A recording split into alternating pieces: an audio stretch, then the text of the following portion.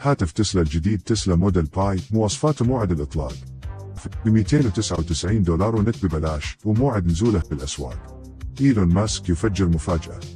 تصميم عصري يدمج بين الأناقة والحداثة. انتشرت تقارير حول شركة تسلا بقيادة إيلون ماسك إطلاق هاتف ذكي جديد يسمى هاتف تسلا موديل باي أو تسلا باي. ضمنت مواصفات مبتكرة مثل الاتصال بالأقمار الصناعية عبر خدمة ستارلينك، الشحن بالطاقة الشمسية، وكمان قدرات تعدين العملات.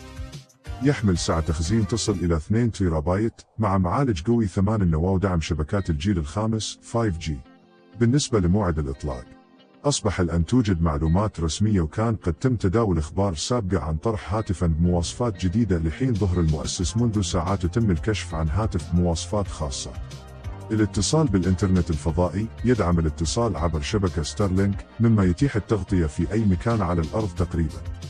التحكم في السيارات الكهربائية، يقدم تكاملاً عميقاً مع سيارات تسلا مثل التحكم في إعداداتها عن بعد.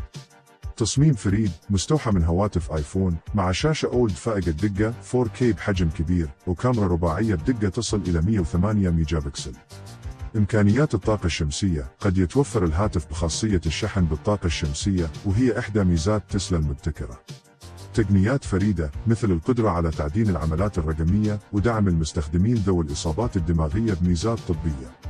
6.73 بوصة من نوع أموليد مع دقة 1080x2448 بكسل.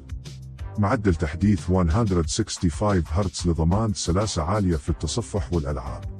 كوالكوم سناب دراجون 870 مع معالج السومات أدرينو 650 وهو معالج متوسط الأداء لكنه قوي بما يكفي لتشغيل التطبيقات والألعاب الحديثة بسلاسة. الذاكرة والتخزين. رام 16 جيبي. ذاكرة تخزين 512.